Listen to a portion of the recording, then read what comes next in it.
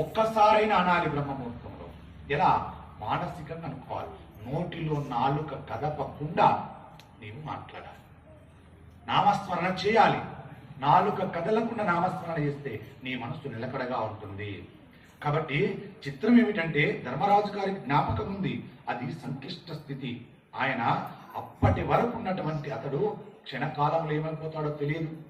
అప్పుడు జ్ఞాపకానికి రాలేదు. బ్రహ్మ ముహూర్తంలో లేద్దామన్న ఆలోచన రాత్రి ఉంది, కానీ లేద్దామనే సమయం వచ్చినప్పుడు లేవలేకపోతాం. తలవాలన్న ఆలోచన ఉంది పరమేశ్వరుని, కానీ తలవాల్సిన సమయం వచ్చినప్పుడు తలవలేకపోతాం. ఎందుకు? నిన్నెక్కడో కష్టాలలో ఉంచబోతున్నాదని అర్థం. నీ కర్మ తీసుకెళ్లి నిన్ను కష్టాల పాలు చేయాలనుకుంటుంది. అందుకే నీతో తలవనిస్తలేదు, లేవనిస్తలేదు. అది గుర్తుపెట్టుకో జీవుడా అంటుంది. ఓ జీవి, అది గుర్తుపెట్టుకో.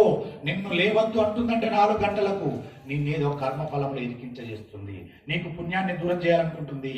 దూరం కాకు జీవి, లే, స్మరించు. 10 సార్లు తలిచేది 5 సార్లు అనే తలువు. అలా తలవగా ఒక రోజు నాడు